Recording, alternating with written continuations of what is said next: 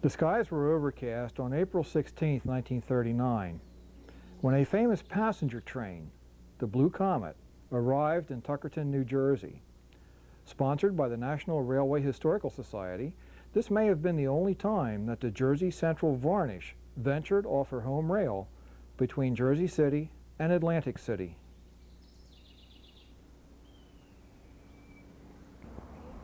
Tuckerton Railroad, American Class 440s, number 5 and 6, had the honors of double-heading this trip. At end of track, a crowd had gathered to welcome the pride of the Jersey Central fleet. Among them was a 14-year-old rail fan who preserved this special event on film. The young fellow went on to pursue a career in railroading. Fascinated with his encounter of the NRHS excursion, he wrote a book entitled The Tuckerton Railroad. A picture of the Blue Comet appears at page 152 of the first edition printing. Following the publication of the Tuckerton Railroad book, I met John Brinckmann when he was writing the history of the Pemberton and Hightstown Railroad. We can also thank the NRHS for organizing the events of the spring of 1939, which has brought us to this point. You may be wondering why we tape these scenes using some old passenger cars. There could be no better place, as these are the Jersey Central cars, the 1172, the Westfall, and 1173, the Diarist, the original Blue Comet coaches. Southern Railroad of New Jersey plans to restore this equipment and return it to service on home rail.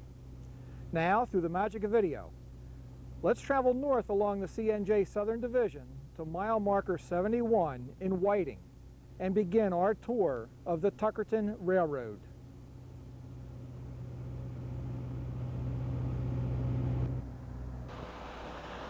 Whiting, New Jersey is located 41 statute miles east of Philadelphia, 27 miles southeast of Trenton, and 9½ miles west of Toms River. State Highway 70 and County Routes 530 and 539 are the three major roadways through town. By comparison, at the turn of the century, the local transportation system consisted of three railroads: the Pennsylvania, the Jersey Central, and the Tuckerton. The volume of traffic passing through town fluctuates seasonally, as it has for well over a century. Whether it be steel wheels on steel rails or rubber on asphalt, Whiting will continue to be a crossroad for future generations. On March 22, 1866, the Barnegat Railroad was incorporated for the purpose of providing transportation between Manchester and Tuckerton. A name change occurred 3 years later when the Barnegat Railroad became the Manchester and Barnegat Bay Railroad. The first real estate acquired by the Manchester and Barnegat Bay consisted of a parcel of land located on Station Avenue, just behind the Whiting Shopping Center. A sawmill had occupied this site for 18 years until it was deeded to the railroad on May 2, 1870, by its owner, Nathan Whiting. 9 months later, on February 15, 1871, the New Jersey State Legislature authorized the Manchester and Barnegat Bay to change its name one more time, and the Tuckerton Railroad becomes reality.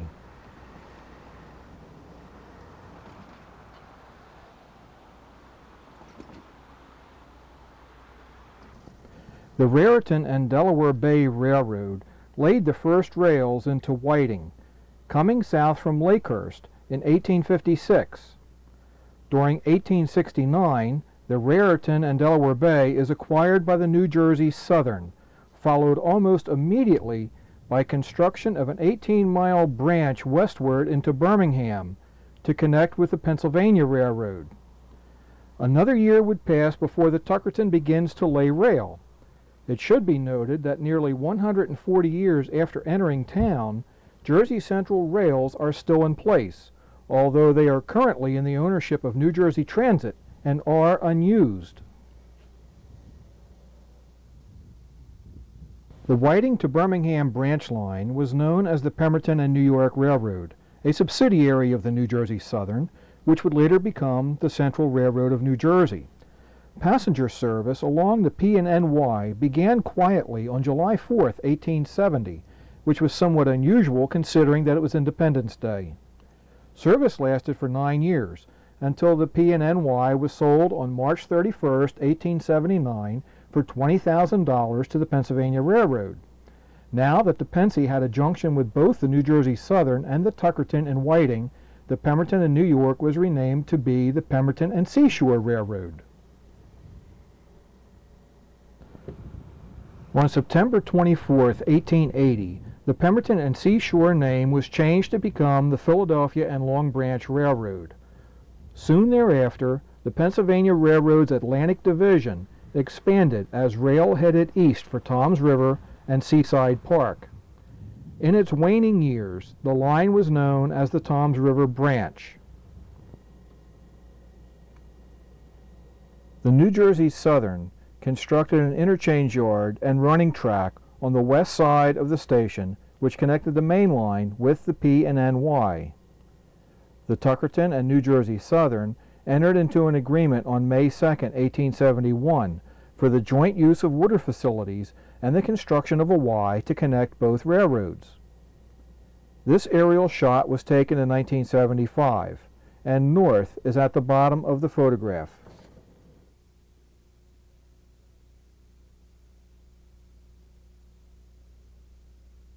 To better understand the genealogy of the railroads in Whiting, this animation depicts the major events that have occurred during the past century and a half.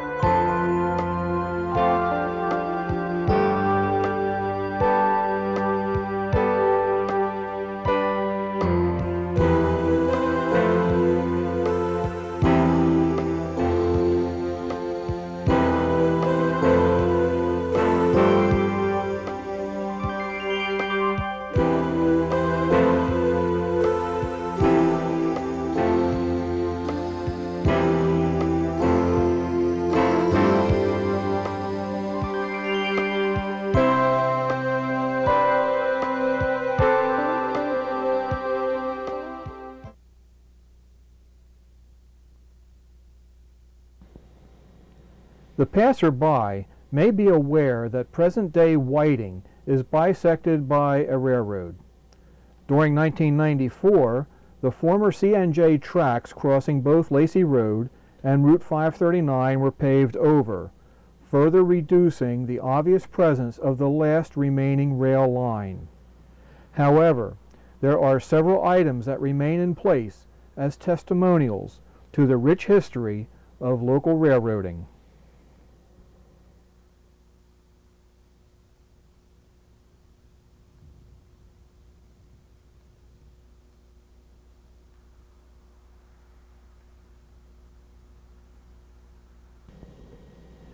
This crossing frog is the only remaining iron left over from the days of the Pennsylvania Railroad. The embossments on the rail web indicate that it was manufactured in 1945 by the Bethlehem Rolling Mills.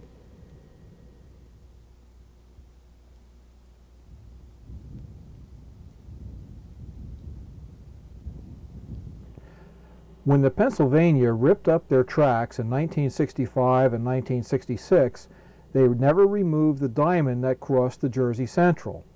At some later date, a Jersey Central Maintenance of Way crew removed the diamond and then laid it west of its former location. It was used for a few years by the Jersey Central, and it is easy to tell which side was used due to the ridges worn in the railhead by wheels of passing trains. If the Pennsylvania had used it as equally as the Jersey Central, these particular ridges would not exist.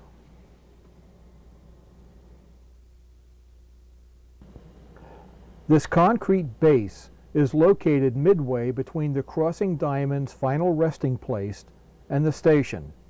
As the pattern in the concrete cannot be identified, we would like to think that this may be the westernmost turnout which connected the Tuckerton with the Pennsy prior to the 1913 realignment.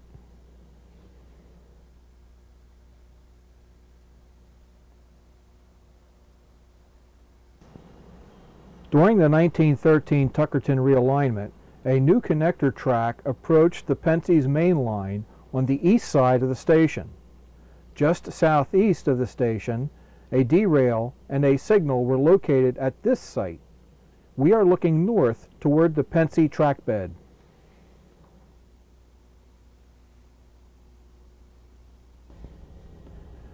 Also, during the realignment, a 60-foot Armstrong-type turntable was built on the southeast side of the station.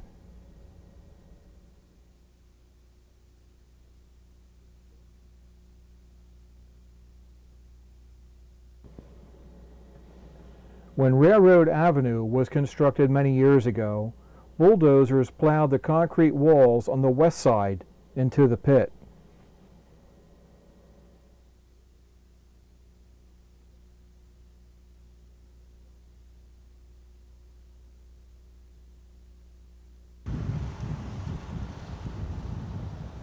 Since that time, Mother Nature has reclaimed this site.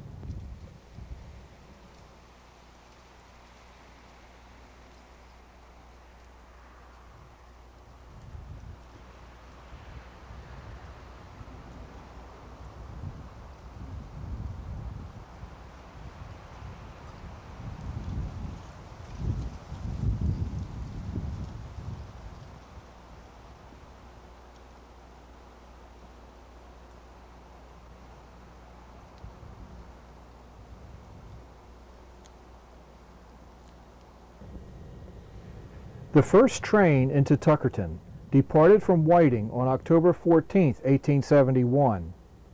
This Burlington County town, located on Little Egg Harbor Bay, was now united with the rest of the nation. Scheduled passenger service began on the Tuckerton on November 15, 1871. By the turn of the century, activity at Whiting Station would reach a peak about noon every day as passengers changed trains for destinations in Philadelphia, New York, Tuckerton, Seaside, and Vineland. This path in the tree line was the Tuckerton's track bed as it approached the station.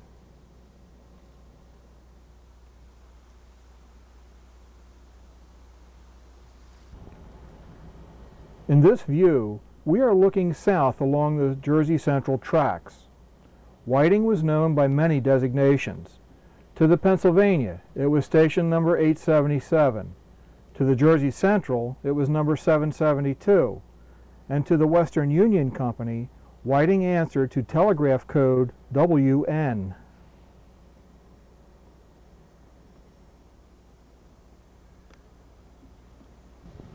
On April 9, 1897, a fire claimed the original structure. 1 year later, a two-story combination station, quarters, and interlocking plant was constructed. The building was frame construction, measuring 24 feet by 58 feet, and was jointly owned by all three railroads. The agent lived on the second floor. The station was demolished in 1959, shortly after both of these slides were taken.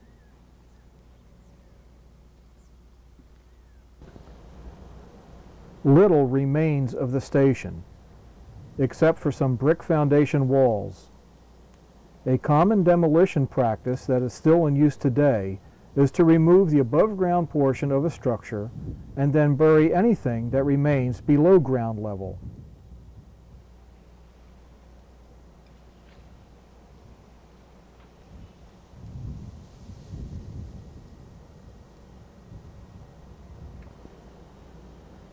Initial site investigation leads us to believe that there may be artifacts buried on this site.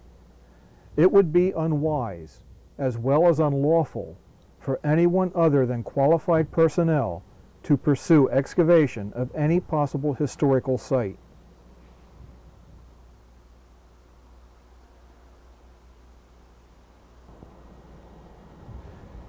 In the late 1800s, an attempt was made to turn Whiting into a health resort.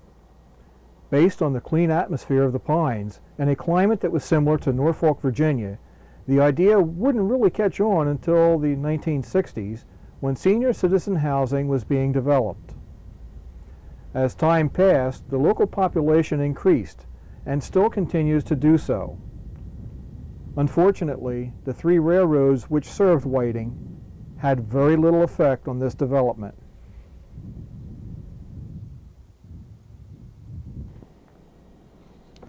As we drive south along Station Avenue, the former Tuckerton Railroad trackbed, heading toward Bamber, let's reflect on a few points. Tuckerton engines number 1, the Seashore, and number 2, the Long Beach, sat in the Whiting Interchange Yard waiting for track laying to reach the Tuckerton's northern terminus. On the south end, rail laying supplies continued to arrive by ship. A small locomotive was busy pushing carloads of supplies northward as the track work progressed. The locomotive was acquired from the M. Baird Company in trade for Tuckerton stock. Not long afterwards, the little steamer was returned to the manufacturer for unknown reasons. Who was the M. Baird Company? We know it by a more famous name, the Baldwin Locomotive Works. What had prompted the many name changes that the railroad endured during the very early years? The rail line was planned to connect Manchester Township with a point on Barnegat Bay. When a few parcels of land remained to be secured, the railroad management enlisted aid from the citizens. Tuckerton area residents were a proud group of people who preferred that their deeds speak of their character. As a result, the Tuckertonians supplied the resources that enabled the railroad to be completed. And indeed, their actions were so immeasurable that from the very beginning, the rail line was referred to as the Tuckerton Railroad, a name which shall never perish from the annals of history. A few minutes ago, it was mentioned that Tuckerton was located in Burlington County. Burlington County annexed Tuckerton Borough to Ocean County in 1891. This action also provided the Tuckertons with a rather unique status, which was shared by very few Garden State railroads in that their rails were located all within a single county. However, Tuckerton trains did operate as far west as New Lisbon in Burlington County over the Pemberton and New York Railroad, and north into Toms River over the New Jersey Southern Railroad.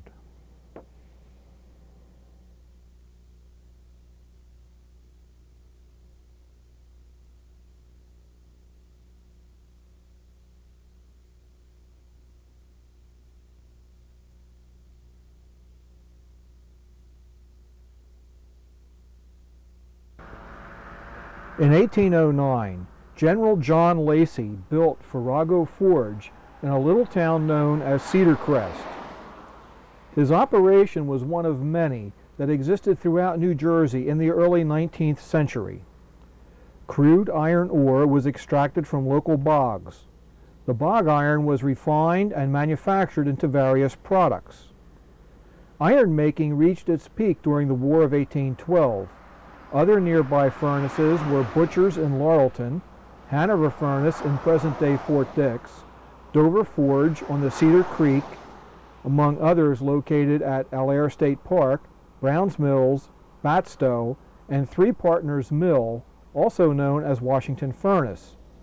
Most of the old furnace towns vanished with the collapse of the bog iron industry.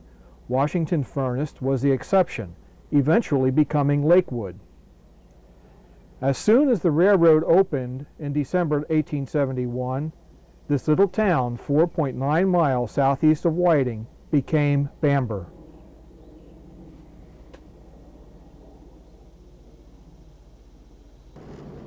One rather unique feature of the Tuckerton was that one half of the main line was on a tangent, with the exception of a 10-degree curve at milepost 23.7 in Bamber. Southbound trains would run 5.2 miles from Whiting, negotiate the minor curve, and then run another 9.5 miles to Waretown Junction, where the line curved to the south at milepost 13.9. Mile markers began at milepost 0 in Tuckerton.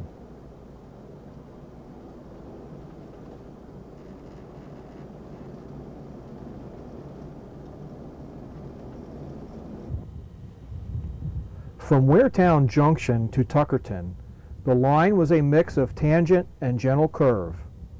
The other tangents were sections between Manahawkin Junction and Barnegat Junction on Long Beach Island, and the trackage on Long Beach Island itself.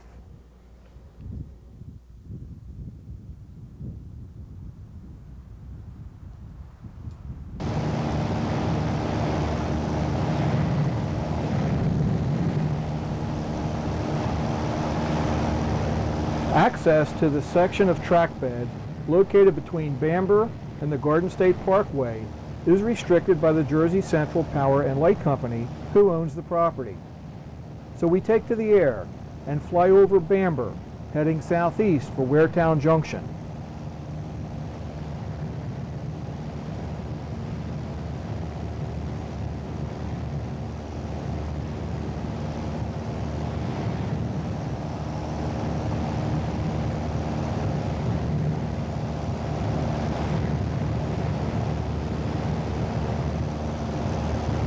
The track bed is in the tree line directly below.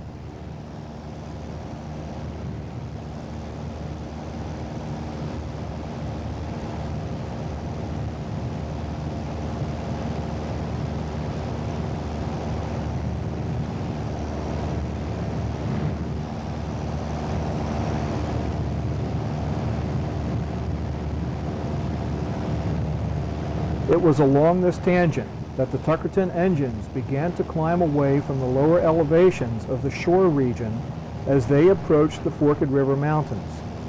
The ascent would peak at 117 feet above sea level north of Middle Branch Station before leveling out, preparing for the final climb to 170 feet above sea level in Whiting. This may not seem impressive when one considers railroading in other parts of the country, but it does provide for a rather interesting track profile. This chart begins at milepost 0 in Tuckerton on the left and ends at milepost 28.89 in Whiting on the right. The mileposts appear on the bottom of the chart.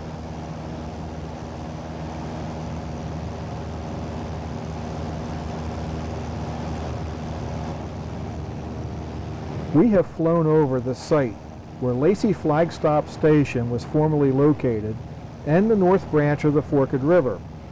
It was in this area that John Rutherford and his family owned considerable acreage that they had planned to develop into a summer community. For their plans to come to fruition, they needed reliable transportation, which only the railroad could provide. Perhaps it is no wonder that John Rutherford was president of the Manchester and Barnegat Bay during 1870 and 1871. He also served a short term as president of the Tuckerton until passing away on November 21st, 1871.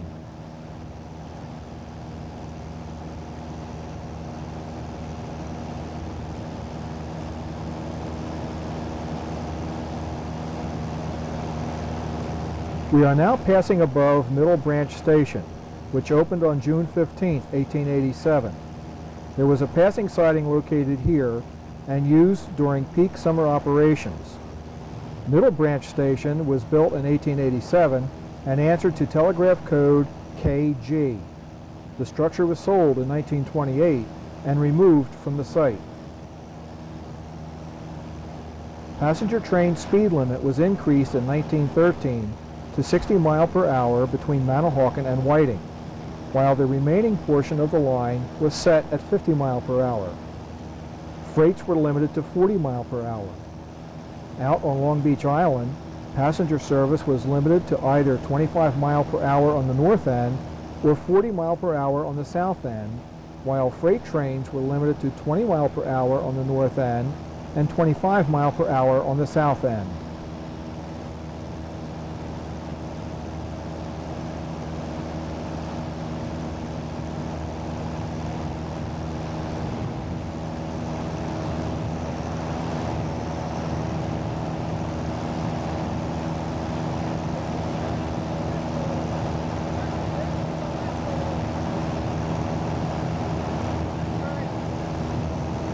The track bed is now descending in elevation as we have passed over the Forked River Mountains.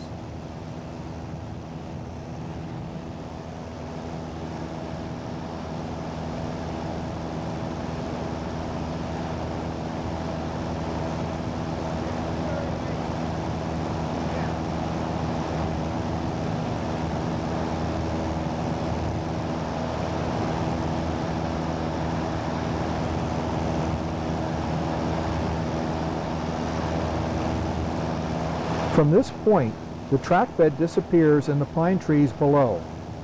It will curve to the south and enter Waretown Junction.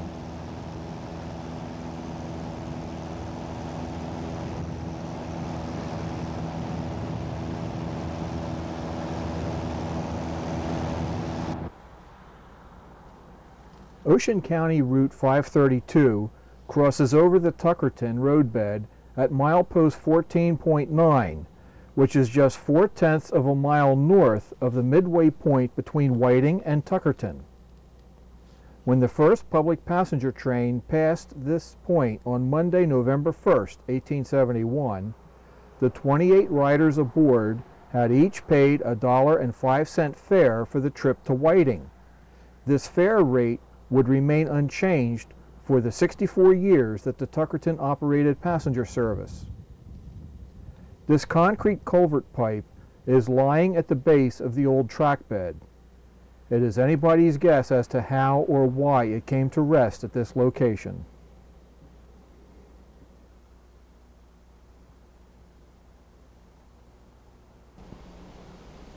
We are located just north of Waretown Junction.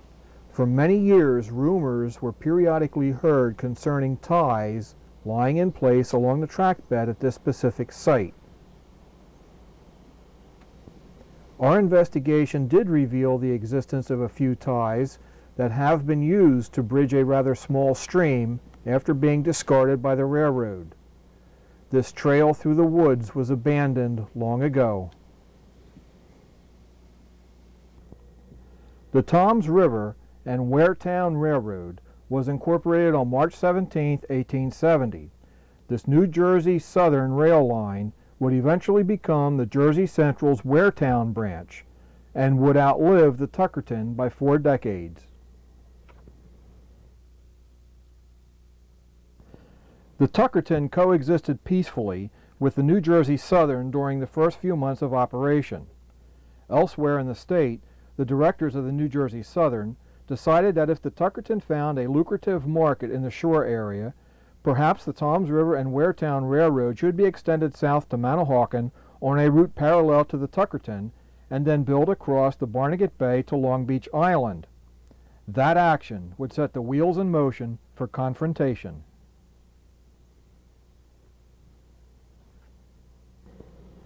Reaction was swift.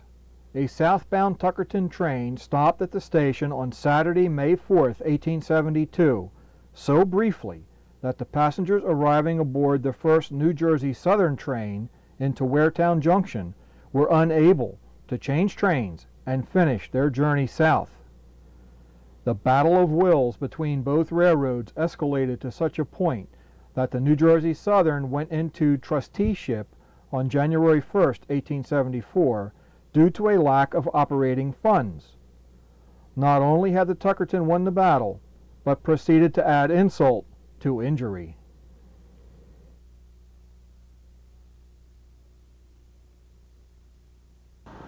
Archie Farrow, the second president of the Tuckerton, requested the rights to operate over two portions of the New Jersey Southern from the Chancellor of the state of New Jersey.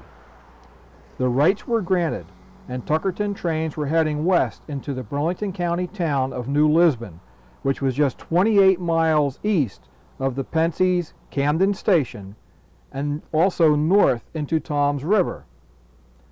To top things off, the New Jersey Southern received only one half of the net earnings from their line as rent. Tuckerton trains were operating over 55 miles of track at a time before any rail existed on Long Beach Island.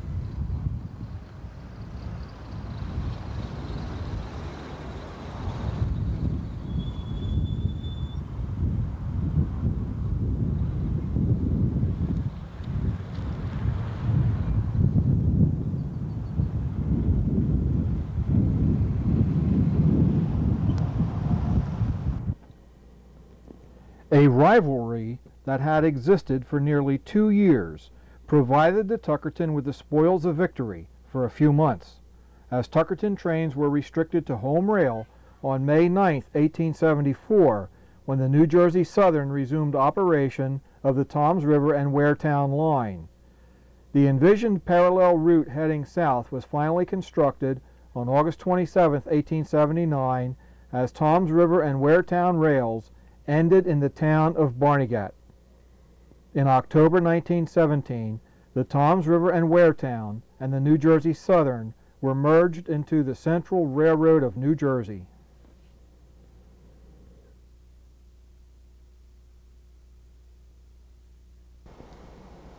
The dark soil running from left to right across the screen is the former CNJ main line.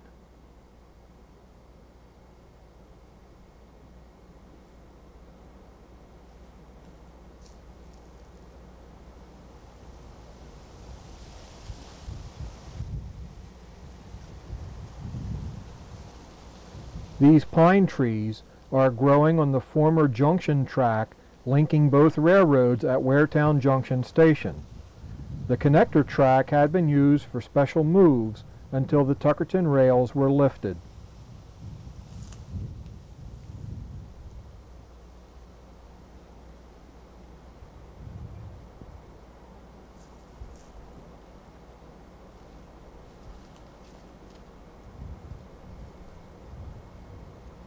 The lighter color soil running from left to right across the screen is the former Tuckerton main line.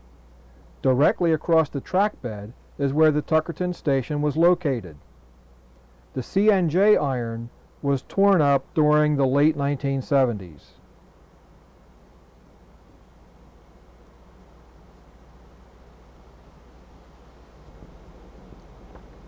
We are looking north along the Tuckerton track bed.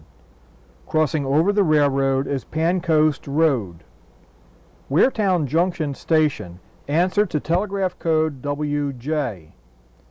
The single-story frame structure was built in 1871 and moved to Beach Haven in 1928 by the railroad.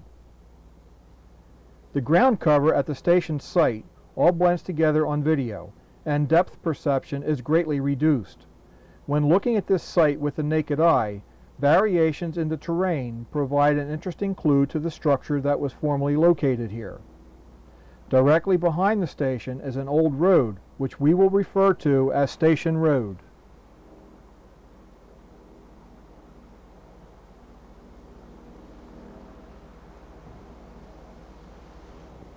Once again, Pancoast Road is in the distance, crossing over Station Road. The station site is in the center of the screen and is currently overgrown.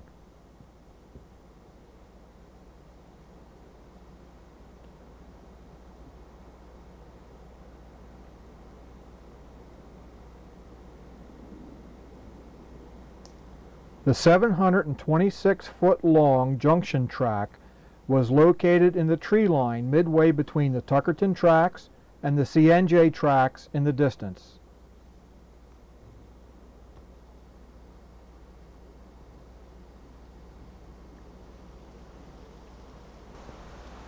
The leaves that you see have come to rest in a pattern that marks a circular depression in the soil.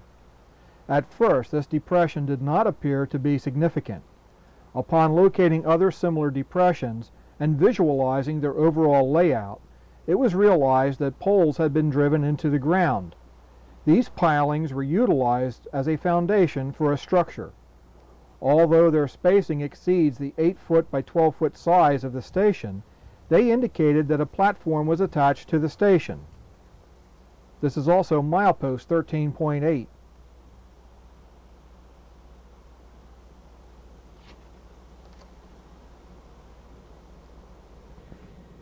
More than 5 decades have elapsed since the last train passed over the Tuckerton Iron in front of the Barnegat Township athletic fields. The sounds of seasonal sporting activity fill the air, where the thunder of locomotive exhaust once resounded through the pines.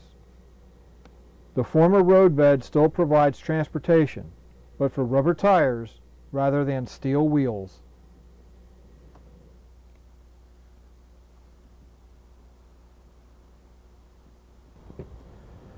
The truck sits on the Tuckerton roadbed facing south. This may have been the crossing where Tuckerton engine number 2 blew her whistle apart just before Christmas Day in 1886. Closer to the camera, we see that the Jersey Central rails crossing Rose Hill Road have been paved over rather than removed.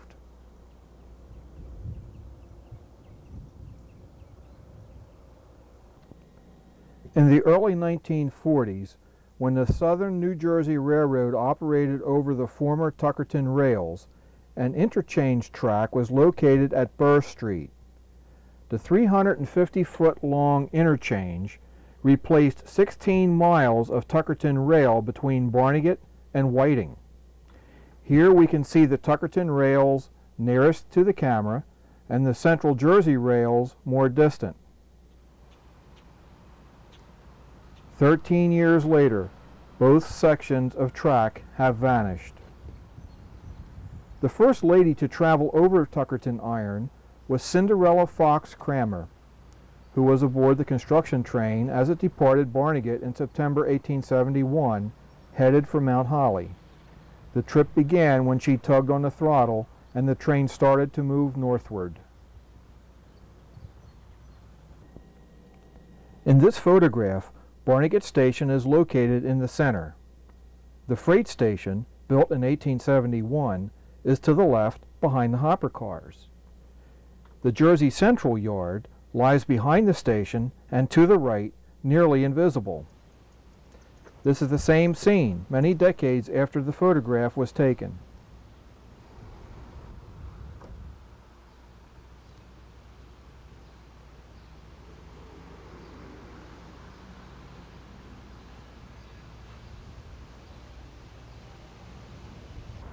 On Sunday, April 16, 1939, the Blue Comet arrives from Toms River.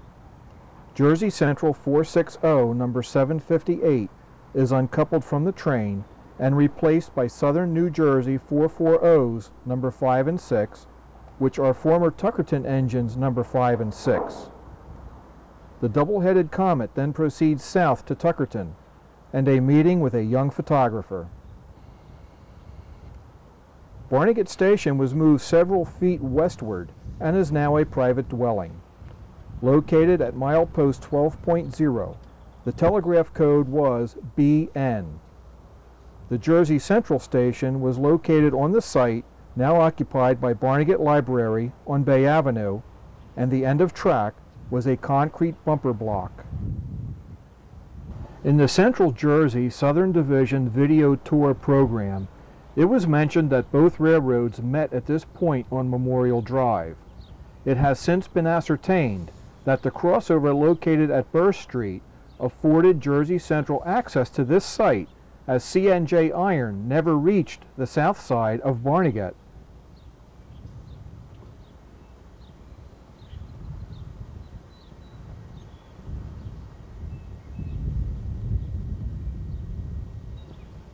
Jersey Central drills operated the Barnegat coal trestle after the Tuckerton had entered the history books. Inbound loads were hopper cars of coal and feed for Bartlett Coal and Feed Company up until the 1960s.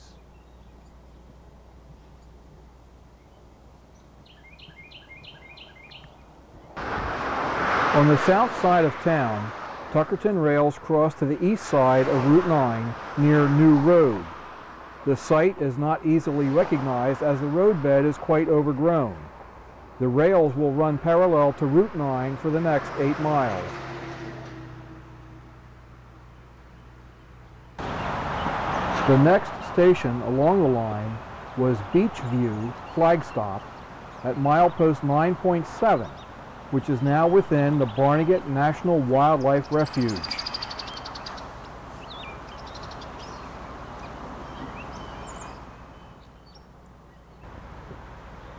Once again, the former track bed is overgrown. However, this time it is for the benefit of wildlife and future generations.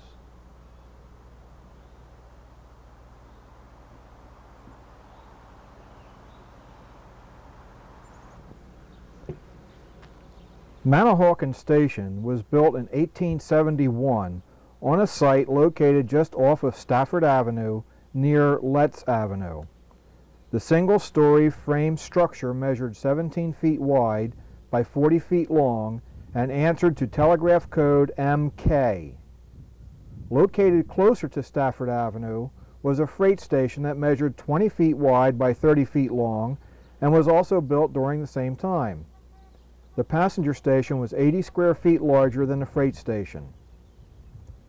This private dwelling appears in the background of a photograph at page 140 of the Tuckerton book.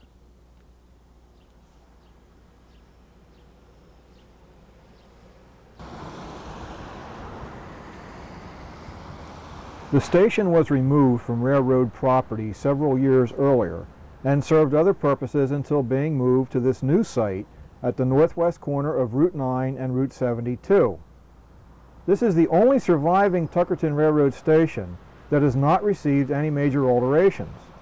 Although other stations still exist, they have been modified in such a manner that their architecture does not clearly identify their heritage as well as this magnificent structure does.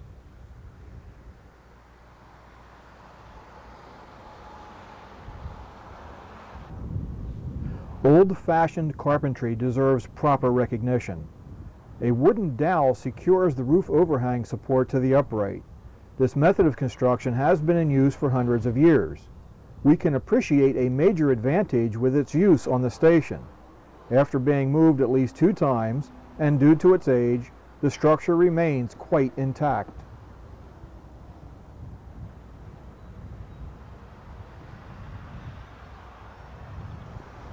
Holes in the door provide evidence that various locking mechanisms had been used over the years. The door and trim design is also quite common of Pennsylvania Railroad branch line stations of the same period. If the barely visible paint chips are any indication of the Tuckerton's color scheme for its structures, then white with blue trim was their choice.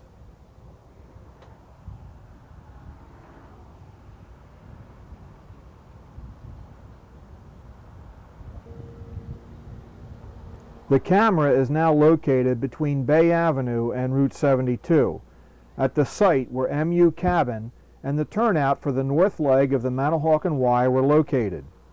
This concrete foundation either supported a signal mast that was used for northbound movements or the throw lever for the turnout itself.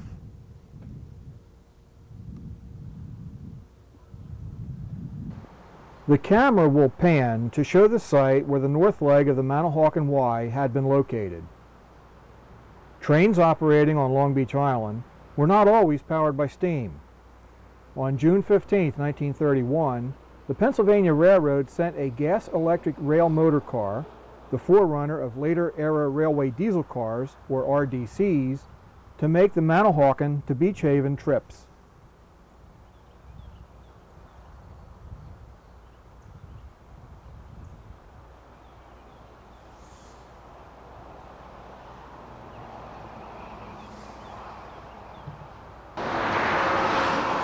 State Route 72 is the only road that links Long Beach Island with the mainland. These vehicles now tread where steel wheels had once predominated. The railroad brought many commodities into Manahawkin, to include automobiles, coal, feed, flour, lumber, paint, and petroleum products. Many northbound freights carried gravel, salt hay, and seafood. The path through the woods is the north leg of the Y.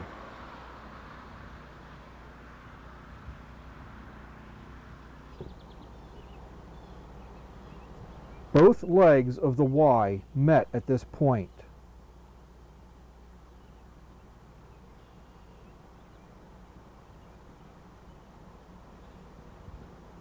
We will complete our tour of the main line before taking a look at Long Beach Island.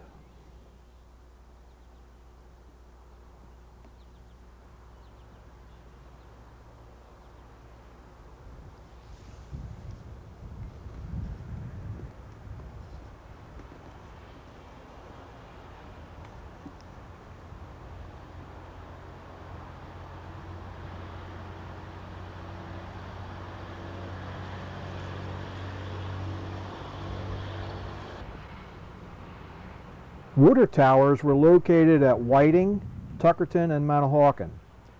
This water tower was the largest on the railroad, having a capacity of 35,000 gallons. All that remains are the concrete foundation blocks.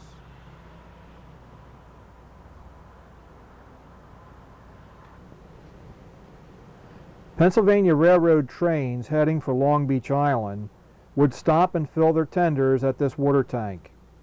The Tuckerton charged a fee of 50 cents per load. As water towers required some sort of pumping mechanism to keep them filled, this foundation may have been the pump house. The concrete piles that the water tower had been built upon were removed from the ground and piled on the site that we had just viewed.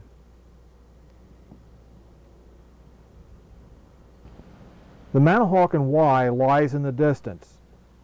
We are now at milepost 6.25, Cedar Run Station, which was a flag stop. We have referred to some stations as flag stops at various times during this program. A flag stop meant that whenever someone desired to board a train, all they had to do was wave a flag, or even their hand, and the approaching train would stop. Some flag stops actually had stations built on the site, while many others were just dirt road crossings. In this scenario, salt hay was brought up from the Barnegat Bay, the shipper waited for the train to approach, waved for it to stop, and then loaded his product aboard for shipment.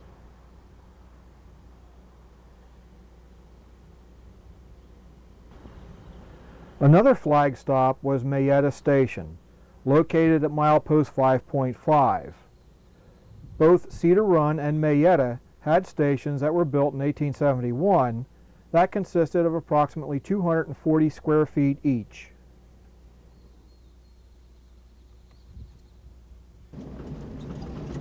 Heading south, the next flag stop was milepost 4.5 at Staffordville. The name originates from nearby Stafford Forge, built in 1797, which was located about 2 miles west of the village.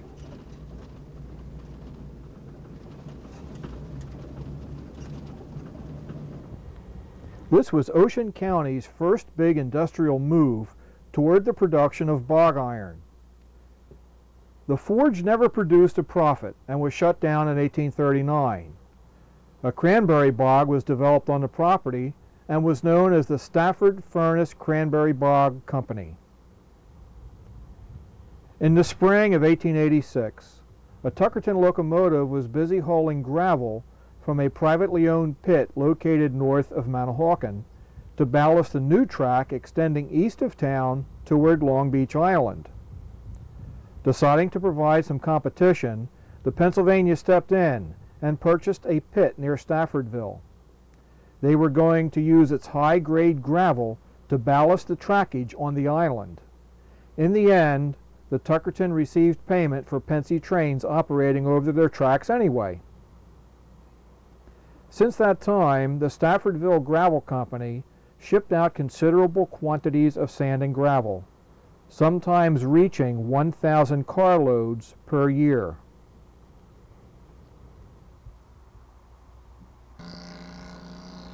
In 1925, the Tuckerton hauled considerable quantities of materials from Whiting to several points along the line for the construction of U.S. Highway Route 9.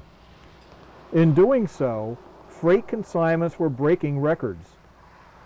At Cox Station, inbound traffic consisted of cement, while outgoing shipments were cranberries and salt hay. The Tuckerton crossed over to the west side of Route 9 at Cox Crossing Road, just north of milepost 3.5, where the 120 square foot passenger shelter once stood. In September 1940, Southern New Jersey Railroad No. 5 was in charge of the scrap train. The first rails laid decades earlier were the first ones torn up.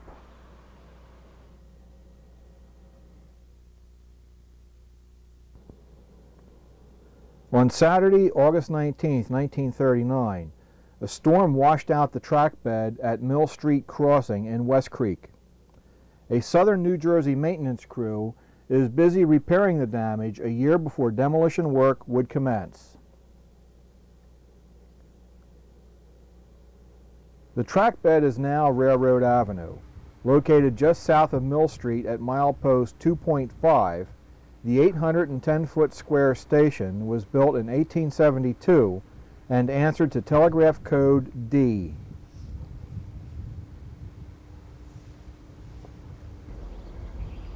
As construction proceeded northward from West Creek in February 1871, winter weather won the battle and the Manchester and Barnegat Bay Railroad workers headed home. When work resumed by March 15th, on grading at Whiting and construction of a trestle at Manahawkin, they were performing their task for the Tuckerton Railroad.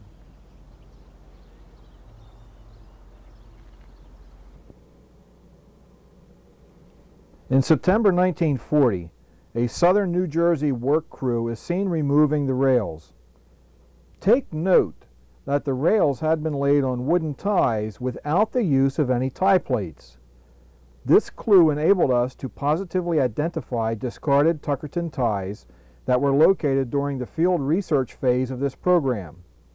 If tie plates had been used, the wear pattern on the wood would have been wider than the base width of the rail.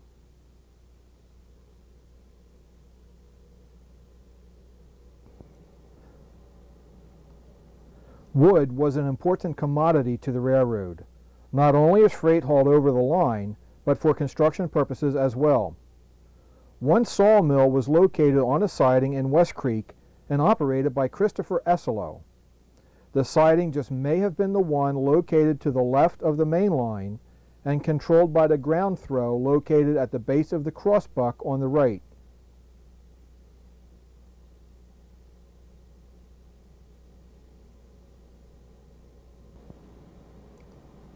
When the last spike had been driven, the final cost of railroad construction was $550,000, which equates to $18,965.51 per mile.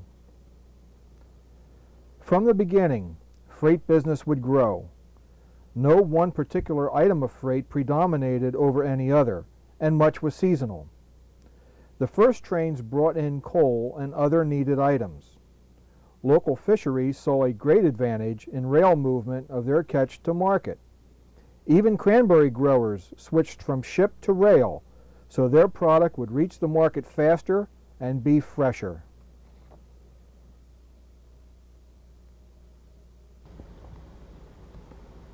The next flag stop along the line was at milepost 2 in Parkertown and consisted of a 96 square foot passenger shelter which was located approximately 600 feet north of the Parkertown Church. The church may have been witness to the daily operation of the railroad, but the recently built fire station was not.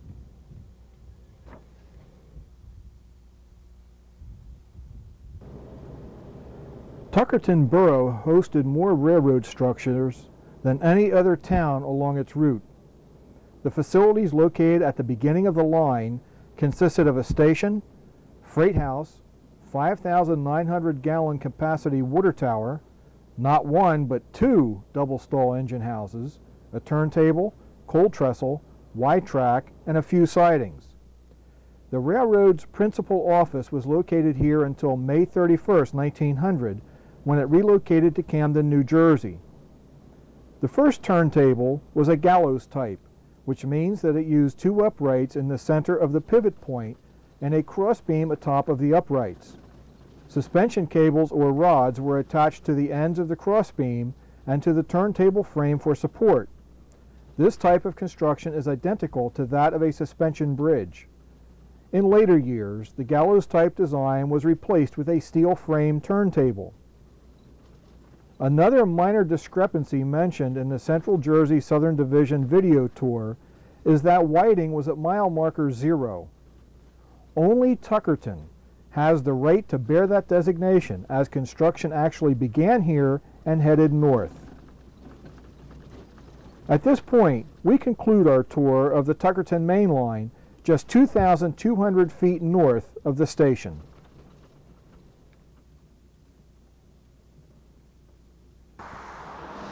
Tuckerton is rich in history. The area's first residents were the Lenni Lenape Indians, who have burial grounds nearby. Around 1669, migrants from Long Island moved to the area, followed by English Quakers in 1698. The town was founded soon thereafter, and by 1702, Friends had constructed a meeting house. Edward Andrews came from the upper part of Burlington County and settled on the east side of Tuckerton Creek, his farm being the land upon which Tuckerton is now situated. Of the new residents, those who did not farm were boat builders.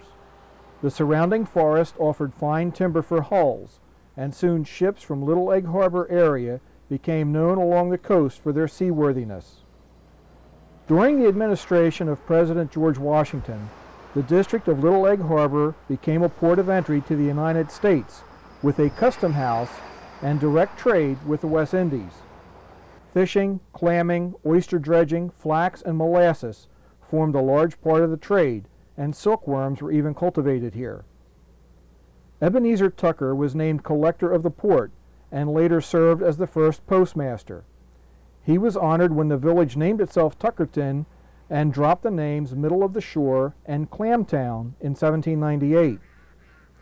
The second mode of commercial transportation to link Tuckerton with the outside world was when a stagecoach line from Philadelphia was established in 1816. By 1853, the United States Mail Stage was making trips to Tuckerton from Freehold 3 times a week. Construction of the Manchester and Barnegat Bay Railroad was underway on October 5, 1870, and within the next 5 weeks, the first mile of track bed had been graded.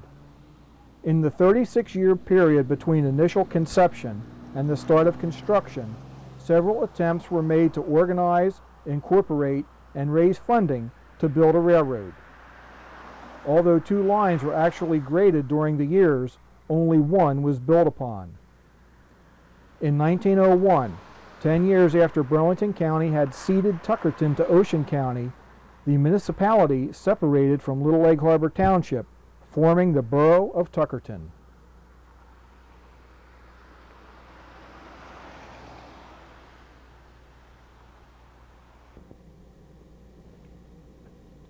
The first rails were spiked to cross ties in Tuckerton on Saturday morning, June 17, 1871. 11 days later, 2 cars for transporting materials arrived by ship and were manually pushed along the track as work progressed. Even the first locomotive arrived by water. The northbound train seen in the photograph sat where the camera is now located in front of the station, where the foundation is all that remains. Or is it?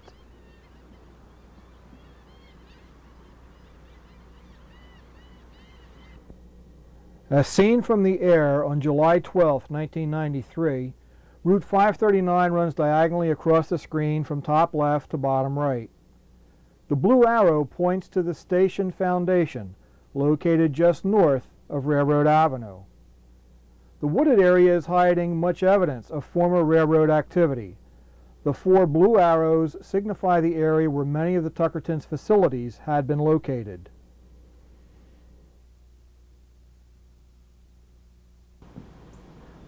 Within the tree line, we find some discarded ties.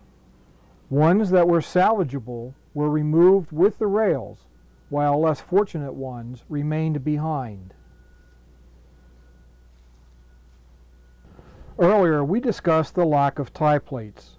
One of the discarded ties demonstrates how rail laying technology has changed over the years. In this tie, we see holes left by the spikes, but we don't see a wear pattern if a tie plate had been used. Instead, we see wear from where the rail was placed directly upon the tie. This causes ties to wear out prematurely. In modern technology, a tie plate would have been placed between the railhead and the tie.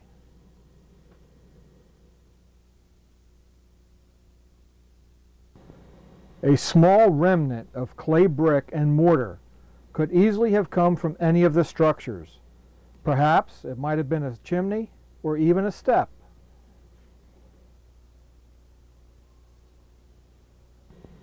These bricks were the foundation of the southernmost engine house that sat near the station.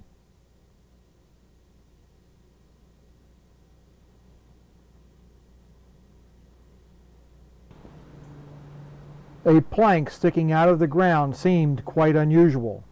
It didn't take long before we determined that it was the side wall of the engine house pit.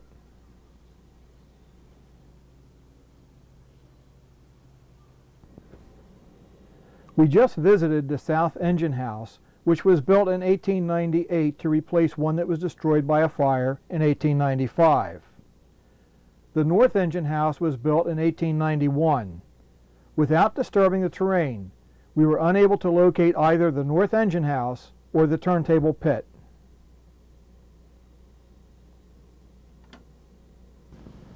There were 2 coal trestles in Tuckerton. This one is on the north side of the station, while the other is on the south side at the very end of track. This one may have been used to unload hoppers of coal destined for use as fuel in the Tuckerton fireboxes.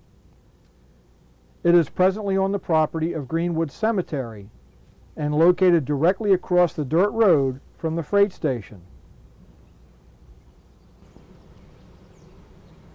The wooden remains of the freight station linger on, perhaps into the next century.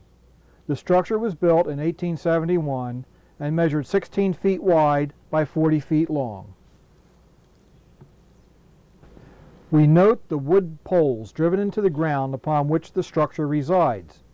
This type of construction was also used for the Waretown Junction station. We are now looking south along the main line toward the station and the end of track.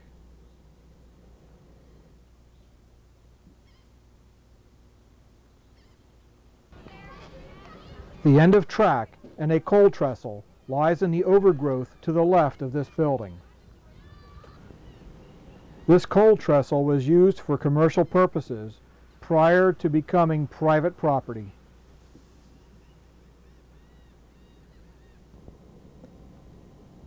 Archie Farrow was quite fond of Long Beach Island, having built a summer residence there in 1871.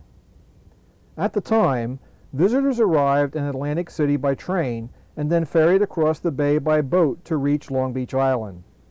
Atlantic City is one of the major resorts in New Jersey today, in part due to the Camden and Atlantic Railroad, whose arrival began the town's transition from shore community to resort in 1854.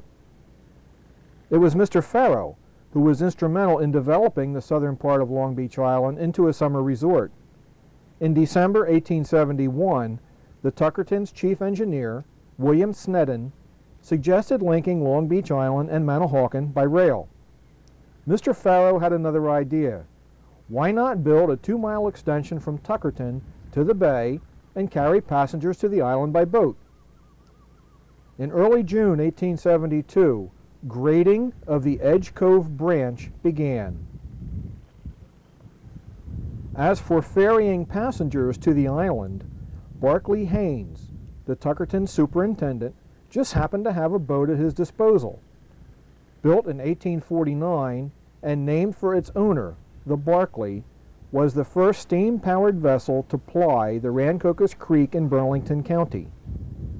Shortly after work commenced on the Edge Cove branch, the Barclay was conveyed to the Tuckerton. Sailing from Haynesport, west along the Rancocas Creek into the Delaware River, the steamboat headed south to the Delaware Bay, rounded Cape May, and then north along the coast to Edge Cove. On Friday, August 9, 1872, a 20-car train, in conjunction with the watercraft, transported 200 or so patrons across the Little Egg Harbor to the island.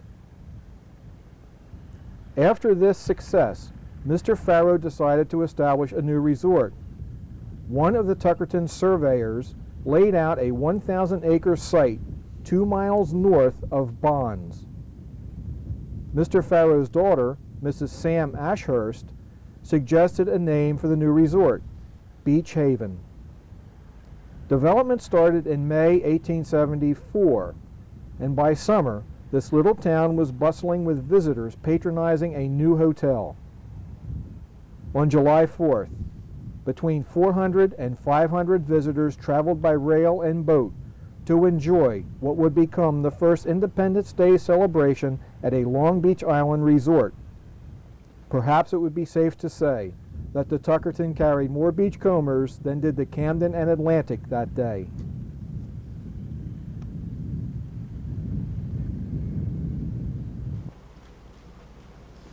Located off of Tip Seaman Drive, the only identifiable portion of what had at one time been the Edge Cove branch was located.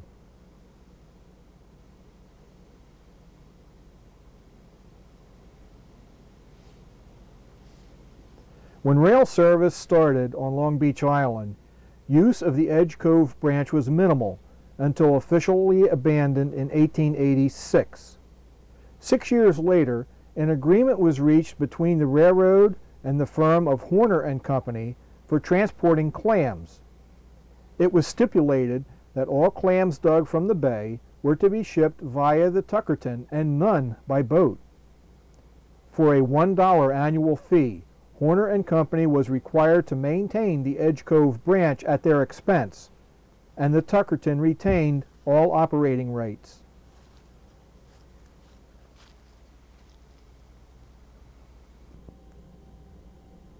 Earlier, we mentioned that Tuckertonians let their deeds speak of their character.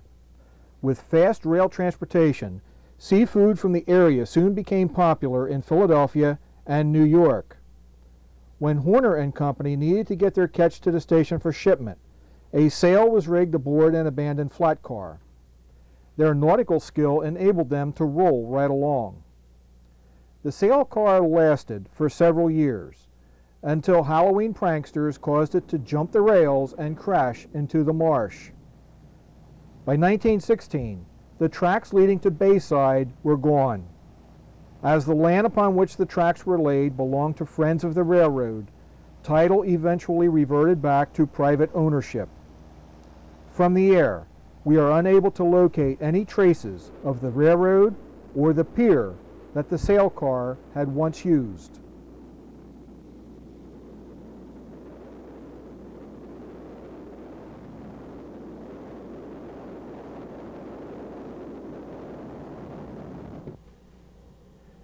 Some cargo arriving in Tuckerton was destined to become a Mystic Islands landmark for 43 years. In 1912, German nationals built a 76-story tall radio tower that would be involved in an international incident and would provide a false stigma for years to come. In the next few scenes, you will see 3 massive foundation blocks identified by blue arrows that had been the main cable anchors for the tower.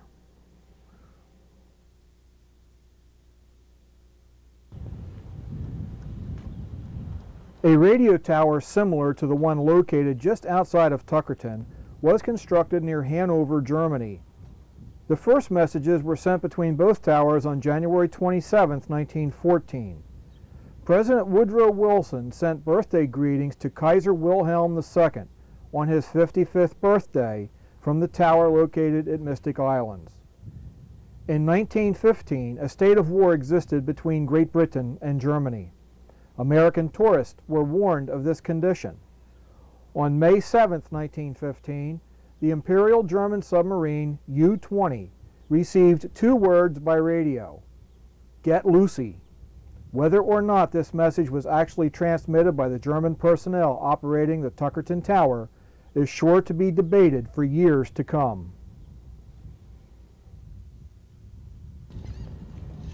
Along with 128 Americans lost were Canadian troops and munitions.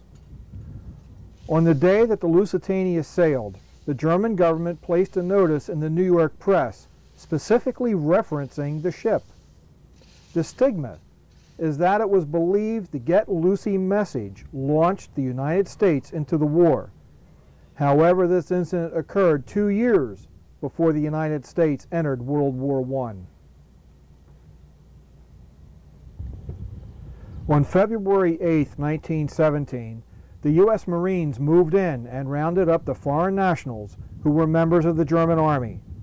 The prisoners of war were sent to a POW camp in Virginia.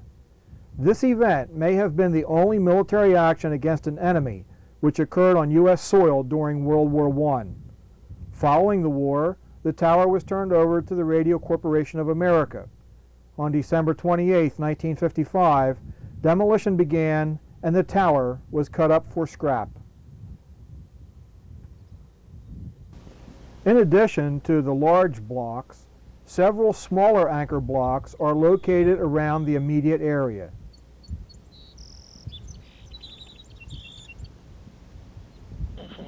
The tower reached 853 feet in height above the tidal marsh. For comparison, the Statue of Liberty is 305 feet from base of the pedestal to the top of the torch. The radio tower was nearly 3 times taller than Lady Liberty.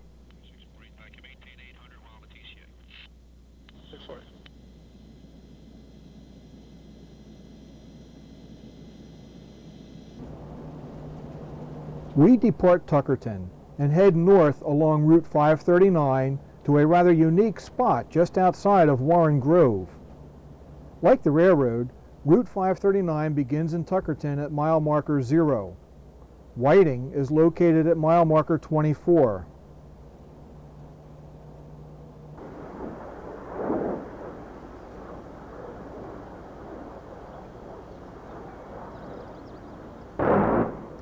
During the taping of some scenes for this program in the Barnegat and Tuckerton areas, some unusual staccato sounds were heard coming from a distance.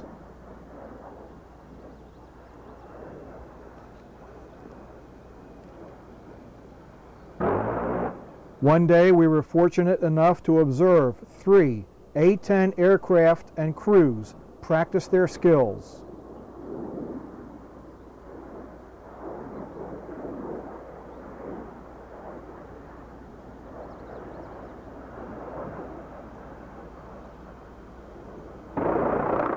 Some people may think of this noise as a nuisance, while others consider it to be the sound of freedom.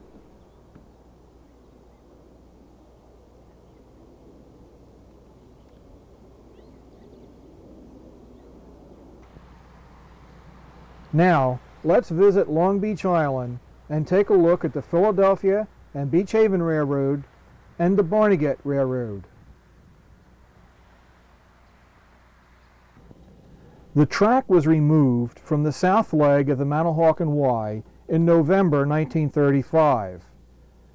This would be considered milepost 0 of the Philadelphia and Beach Haven Railroad. The track bed is now the eastbound lane of Route 72 from Jennings Road to a point just a few yards shy of Bay Avenue, where it crossed Route 72 and Bay Avenue. Rails then ran parallel to the highway until reaching Barnegat Junction on Long Beach Island.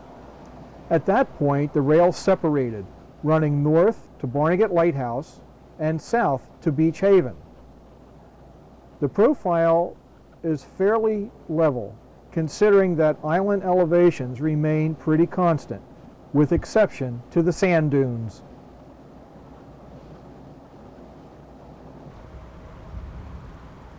The general offices of the Philadelphia and Beach Haven Railroad were located at the Broad Street Station building in Philadelphia, Pennsylvania. This was on the opposite side of New Jersey from the Barnegat Bay, where Hilliard's is located 4.8 miles from Manahawkin.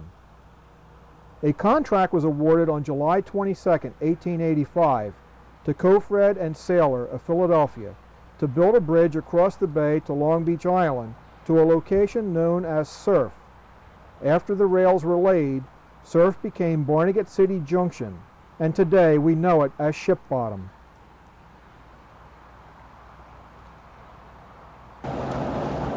From the west shore of the Barnegat Bay, trains stepped upon a 4,855-foot long trestle to reach the next landfall at Cedar Bonnet Island, crossed another trestle to Bonnet Island, then a third trestle reaching Long Beach Island. The last rail operation to Bayside occurred during a 3-year period when the Southern New Jersey began common carrier service between the Jersey Central Interchange in Barnegat and Tuckerton on August 3, 1937. SNJ trains would venture east to a truck transfer point at Hilliard's. Outbound shipments were salt hay, clams, and oysters. On June 20, 1914, automobiles could reach Long Beach Island via a new highway bridge extending from the mainland. The bridge that we are passing over has since replaced its predecessor.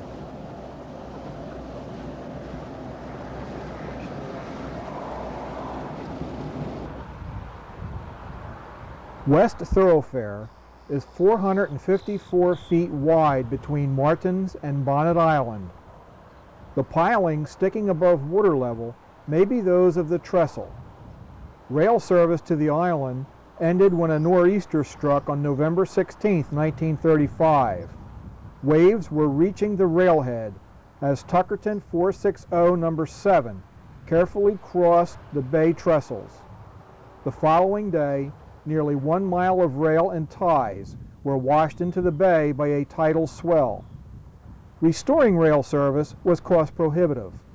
A gondola stranded on the island was loaded aboard a trailer truck and brought back to the mainland. The trestle was immediately demolished. The Duck Inn was a station stop.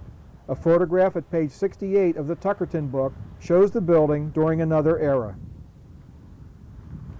The East Thoroughfare trestle between Bonnet Island and Ship Bottom was 588 feet long, to include a swing drawbridge located mid-span. In 1817, Captain Stephen Willits of Tuckerton was the master and owner of a sloop sailing from Little Egg Harbor. Following an especially violent storm, he put to sea and headed to Barnegat Inlet. Near the midway point on Long Beach Island, he spotted the hull of a ship. Upon reaching the overturned vessel, a tapping was heard coming from within. His crew chopped the opening with an axe and rescued a young woman, still alive but quite exhausted. The site, referred to as Ship Bottom, is now one of New Jersey's 567 municipalities. The blue arrows highlight the only identifiable portion of railroad grade remaining on the island.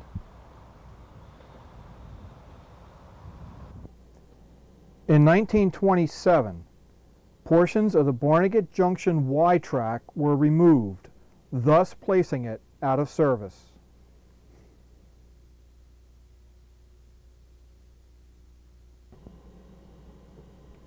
Barnegat Junction answered to telegraph code BG. The station was demolished in 1927. The track on the left heads to Barnegat Light, and the one on the right for Beach Haven.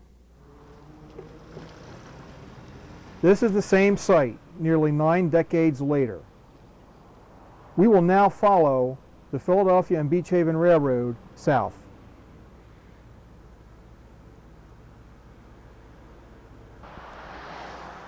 Heading south, the first stop was Beach Arlington. In 1922, Beach Arlington and Ship Bottom stops were combined when a new station was constructed. Nearby was a private siding that was used to receive lumber and building supplies.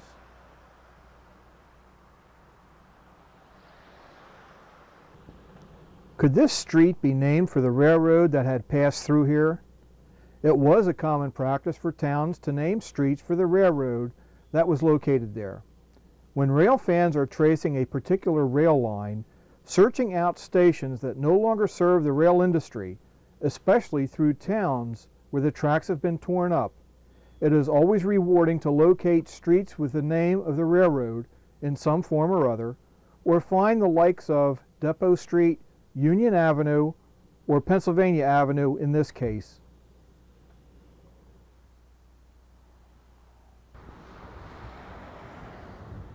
Brant Beach Station was moved from the west side of Long Beach Boulevard to the east side on June 30th, 1931. Since then, it has been used as a children's clothing shop and a private dwelling. Passenger trains operating to Beach Haven consisted of Pennsylvania Railroad equipment under the control of the Tuckerton, while the Tuckerton operated all freights.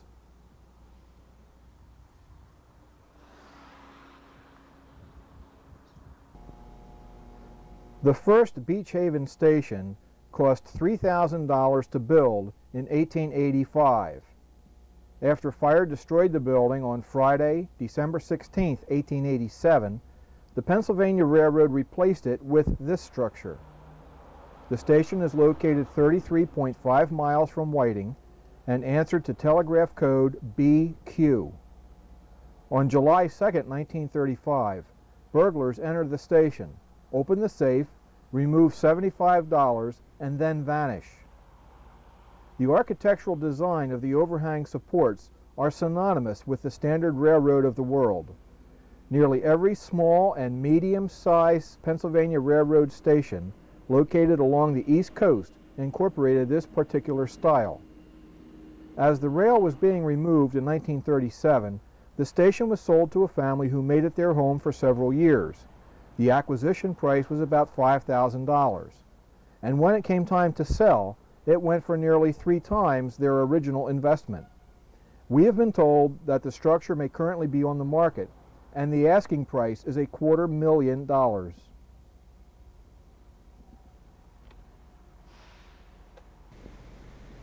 The Route 72 Causeway Bridge lies 7 miles north of Beach Haven. It is the island's only roadway link with the mainland.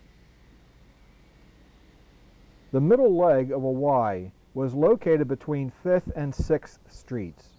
As there was no turntable located in Beach Haven, all locomotives were turned on the Y.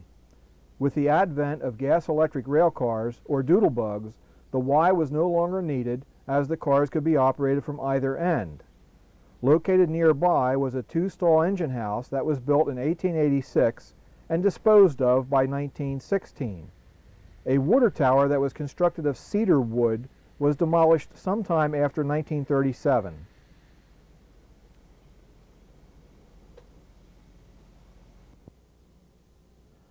The year 1913 brought 2 major changes. The Pennsylvania and Tuckerton joined forces and constructed a block signaling system between Beach Haven and Whiting. It was also during the same time period that the Whiting interchange was realigned. This action eliminated a Tuckerton crossing on the Pennsylvania main line and another on the CNJ main line. A new turnout was installed on the Pennsy main line about 2 car lengths east of Whiting Station, and the turntable was built about 150 feet southwest of the station.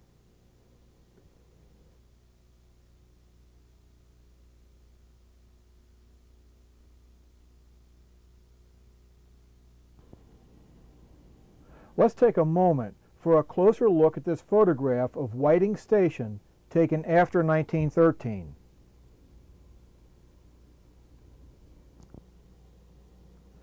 The Central Jersey Main Line runs across the photograph from left to right. The semaphores display a stop aspect. The eastbound Pennsy main is identified by the blue arrow, and the westbound passing track is identified by the red arrow. Now we know that the Pennsy had a double diamond in front of the station. The new Tuckerton turnout is identified by the yellow arrow and is barely visible.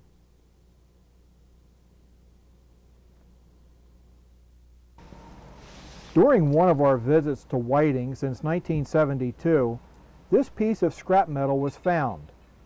Believing it to be related to the railroad in some fashion, it was placed into storage until it could be identified. With the aid of the photograph, it has been identified as one of the control rod support brackets as shown by the arrow. The control rods were used to operate turnouts and signals.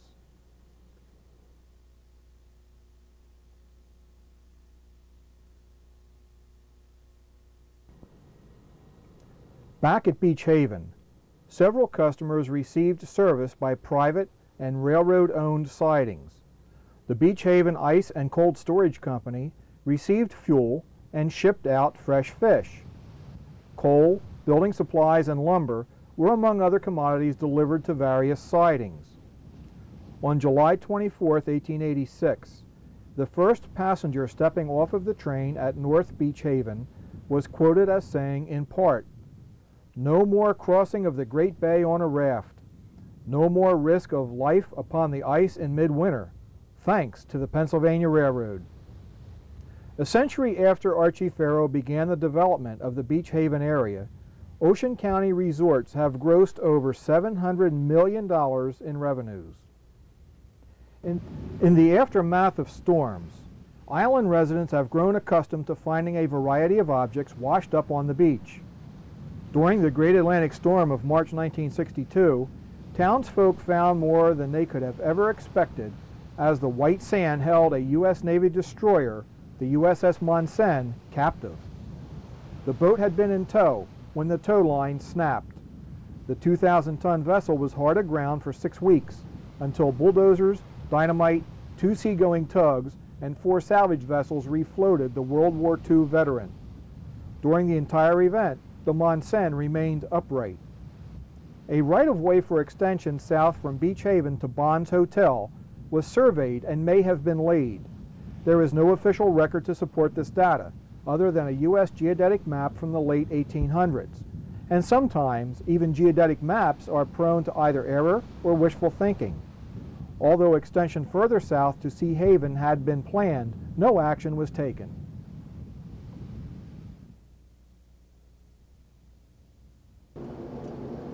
As we head north to take a look at the Barnegat Railroad, we leave Beach Haven behind us. This is Bay Avenue, which becomes Long Beach Boulevard north of Beach Haven. If the tracks were still in place, they would be within sight to the left. We will be passing by other sites located between Beach Haven and Brant Beach that have eluded the video crew. Trains stopped at North Beach Haven, Spray Beach, Beach Haven Terrace, Blue Heron, Pihala, and Beach Haven Crest. Several items were published in various local papers requesting assistance from the area residents, to which several responses were received. Although these sites remain unidentified, at least they receive some recognition. Joseph J. Farrow, Archie's son, served as the Tuckerton superintendent between 1877 and 1889. On February 19, 1902, a schooner bearing his name collided with another schooner, the Benefactor, off of Island Beach. The Farrow didn't suffer as much damage as the Benefactor, which sank.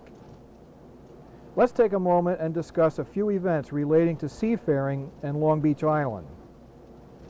Sebastian Cabot may have been the first to lay eyes on Long Beach Island in 1498, but he was followed by other famous explorers named Verrazano and Hudson. During the past 3 centuries, more than 200 ships met their fate within a few miles of or upon the sandy beaches of Long Beach Island.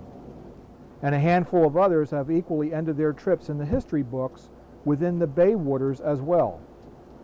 Among the ships which lie on the ocean floor are a U.S. Navy Avenger aircraft, the U.S. Navy dirigible Akron, an Air Force early warning station known as a Texas Tower, a schooner named Lizzie Mull, which carried a cargo of rail to the bottom on June 6, 1875, and the SS Arundo, which was sunk by a German torpedo at 5 a.m. on April 28, 1942.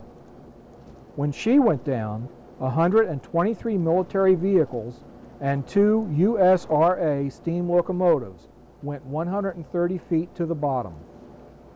One of the locomotives fell off of the ship and lies nearby the wreckage.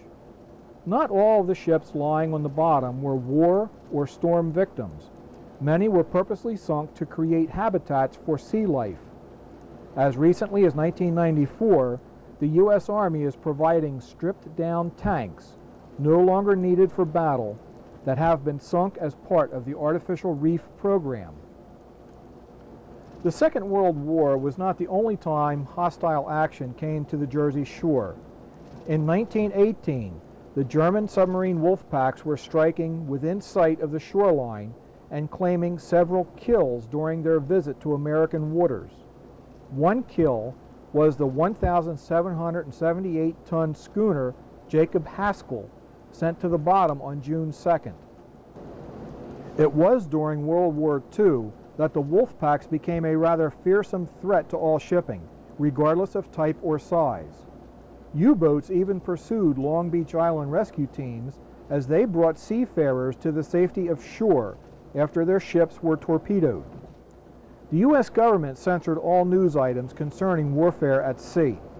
It was not at all uncommon for beachcombers to watch the glow of a burning vessel at sea, knowing that they may never learn of the spectacle they were witnessing. To this day, several underwater wrecks remain unidentified, including a U-boat or two that never returned home. Just 2.5 miles from Barnegat Light, the 8,400-ton tanker Persephone was sunk. These are but a few of the many accident, storm, and war casualties that lie in watery graves along the New Jersey shore. For those members of the audience who enjoy scuba diving or deep-sea fishing, the Jersey Shore has plenty to offer.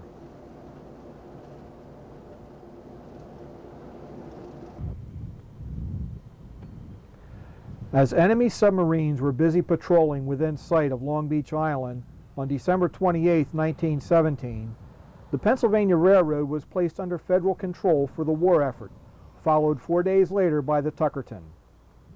Today, the only submarines one will find on the island are delicious sandwiches available from numerous establishments located between either end, and the only railroad cars to be seen are at 3rd and the Boulevard in Surf City.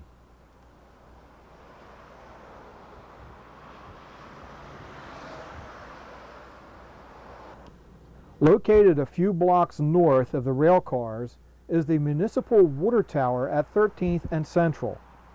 This tower sits very close to, if not upon, the very site of the 1,800-gallon Barnegat Railroad water tower. The Barnegat City branch opened, except for ballasting, on May 18, 1886. On July 14th, the first engine running through from Camden to Barnegat City was Pennsylvania Railroad number 420, most likely an American-class locomotive. The Tuckerton never used heavy power. In fact, one of the steam engines to operate on Tuckerton rails was an American-class 440, which is presently in the Railroad Museum of Pennsylvania at Strasburg. During the years 1932, 33, and 34, the Tuckerton leased Pennsylvania Railroad number 1223.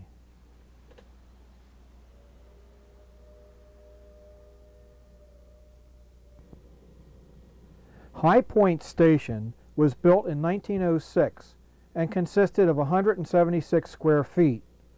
It was located between 74th and 75th Street in Harvey Cedars. The building was moved bayside after the railroad left town.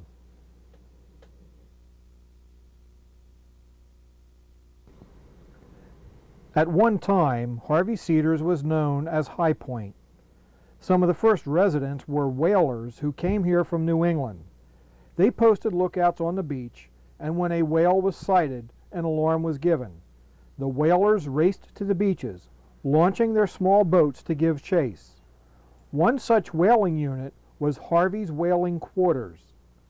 Whaling was practiced as late as 1820. Pennsylvania operation of the Barnegat City branch was suspended on January 22, 1894. 1 week later, the Second Barnegat Railroad Company incorporated. As the service on the north end of the island was dwindling, residents took matters in hand and incorporated the Manahawkin and Long Beach Transportation Company. Arriving from Camden, the Manahawkin and Long Beach 044 tank-type locomotive was pulling brightly painted yellow cars, and the Yellow Jacket route was inaugurated on March 19th.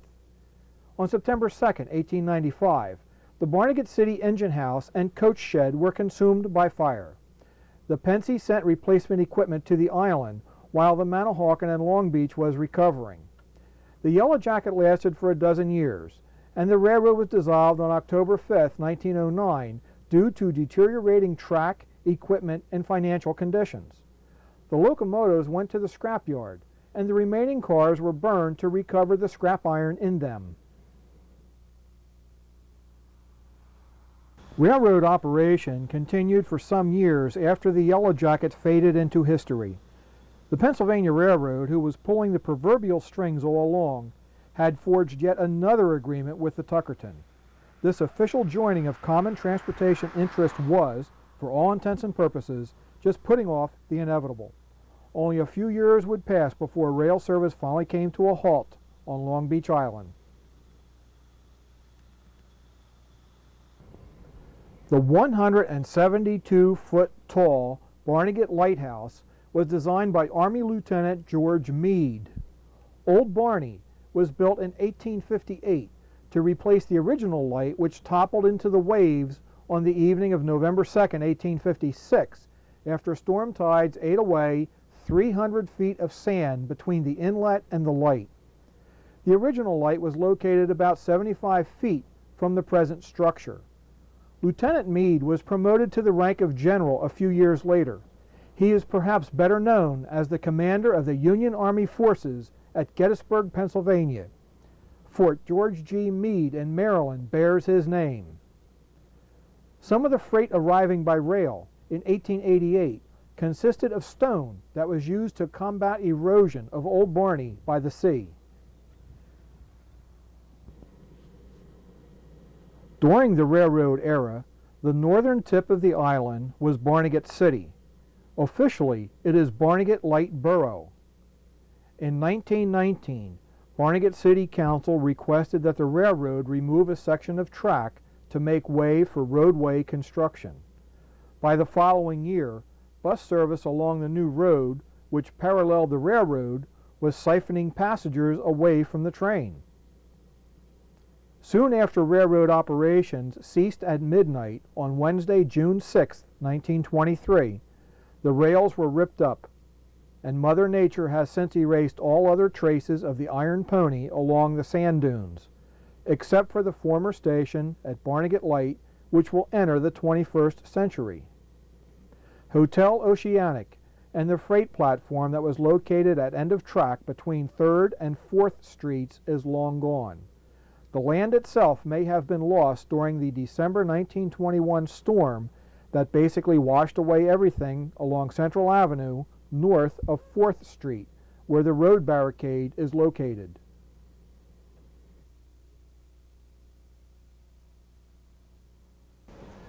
Of all the commodities that have been transported from Long Beach Island, the fishing industry still prospers. One day we encountered a vessel that bears a familiar name. The boat was built in 1961 by Blount Marine in Warren, Rhode Island. The motor vessel was named by Luther Blount for his brother F. Nelson, who was the founder of Steamtown. The vessel is owned by Captain Larson of Barnegat Light and is used mainly for scallop fishing. When Captain Larson acquired the vessel at a sheriff's sale, it was not in seaworthy condition and required an overhaul. The Larsons' daughters objected to having the vessel named after any of them, so they kept the original name.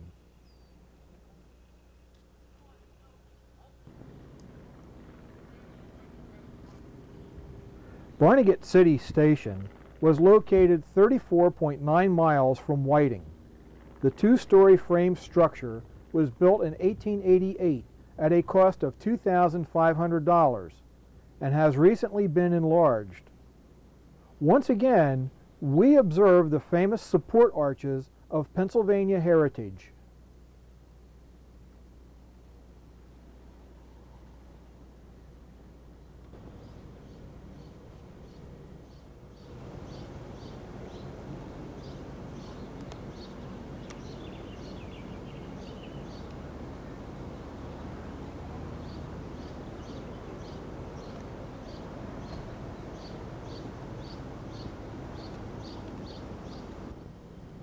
The current owners added 2 new rooms to their home while maintaining the style of the original design.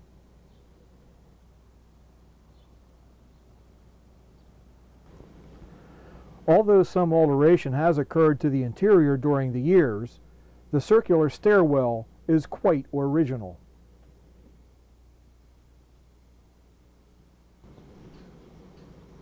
The entire house is nicely decorated and easily caters to daily activities.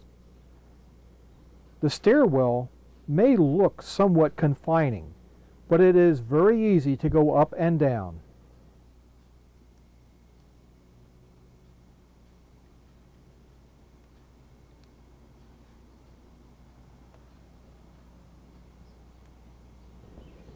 We thank the Day family for inviting us into their home.